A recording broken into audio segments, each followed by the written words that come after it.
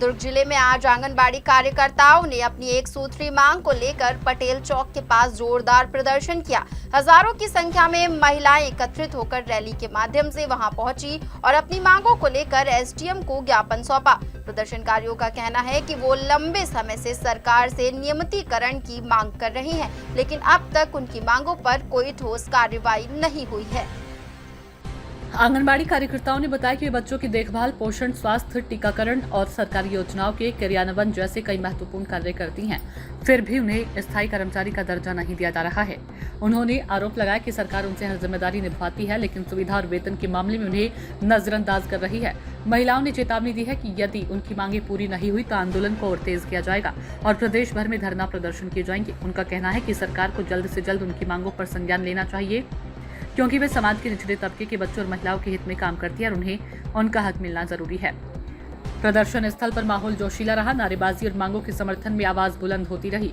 आंगनबाड़ी कार्यकर्ताओं ने साफ कहा कि वे अपने हक की लड़ाई जारी रखेंगी जब तक कि उन्हें नियमित कर्मचारी का दर्जा नहीं मिल जाता। लोग एक सूत्री मांग के लिए बैठे हैं और हम लोग बहुत त्रस्त है। जैसे विष्णु साय साय करेगा ऐसे करके हम लोग को था, लेकिन वो साय साय नहीं किया, 2.5 टैंकर को बढ़ा दिया। वो जो सुबह हम लोग का चालू रहता है और रात के हम लोग 11 बजे तक परेशान रहते हैं, क्योंकि खोल खोल के खाली उसका फेस के करना, उसका आधार लिंक करवाना।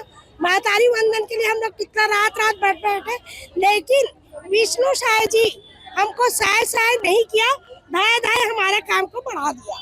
तो विष्णु साय जी से मैं निवेदन करती हूँ, निवेदन कर रही हूँ, बार तीजा आ रहा है हम लोग का, उसमें कम से कम अपने बहनों को देके जैसे हम लोग काम करते हैं।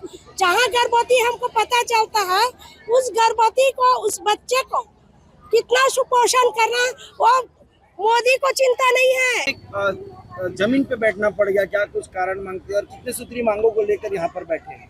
आपको ये बताना चाहूँगी, अभी 2 अक्टूबर को हम लोग 50 साल कंप्लीट कर रहे हैं। जो महिला बाल विकास का ये आंगनबाड़ी है, जो पोषण आहार चल रहा है, वो हम लोग अभी 2 अक्टूबर 1975 से आंगनबाड़ी खुला और उस समय से हमारी कार्यकर्ता सहायिकाएं बहनें काम कर रही हैं।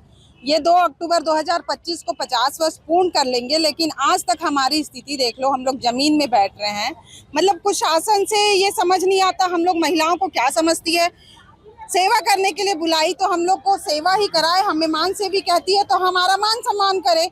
हमें शासकीकरण करना नहीं है और काम का बोझ इतना लादना है कि बता नहीं सकते कि हम लोग कितना काम करते हैं। पोषण टैकर हो गया, ऑनलाइन सारे एंट्री हो गए, केंद्र से लेकर राज्य में, गांव में, हर जगह भाजपा की सरकार है, यहाँ से लेकर वहां तक। तो मोदी जी से हम कहना चाहते हैं, जो हमारे प्रधानमंत्री बैठे हैं, कि शासकीकरण हमें किया जाए और सभी राज्यों में एक जैसा मानदेय दिया जाए।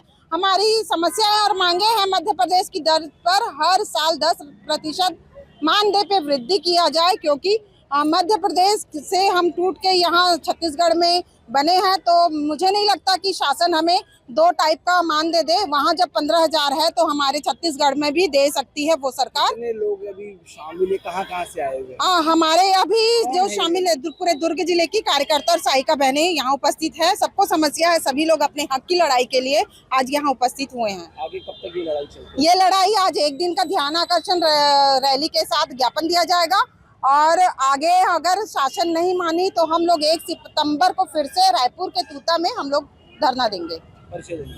मैं श्रीमती गीता बाग, छत्तीसगढ़ जुझारू आंगनबाड़ी कार्यकर्ता सहायिका कल्याण संघ की जिला अध्यक्ष। सूचना इंडिया के सभी दर्शकों को बधाई। अब आप सूचना इंडिया देख सकते हैं जियो टीवी चैनल नंबर 4053 पर भी। साथ ही सूचना इंडिया के सभी सोशल प्लेटफॉर्म इंस्टाग्राम, फेसबुक और ट्विटर से जुड़े और पाएं आपके क्षेत्र से जुड़ी हर एक खबर। अगर आप खबरें पढ़ने में दिलचस्पी रखते हैं तो अभी लॉग इन करें www.सूचनाindia.co.in पर।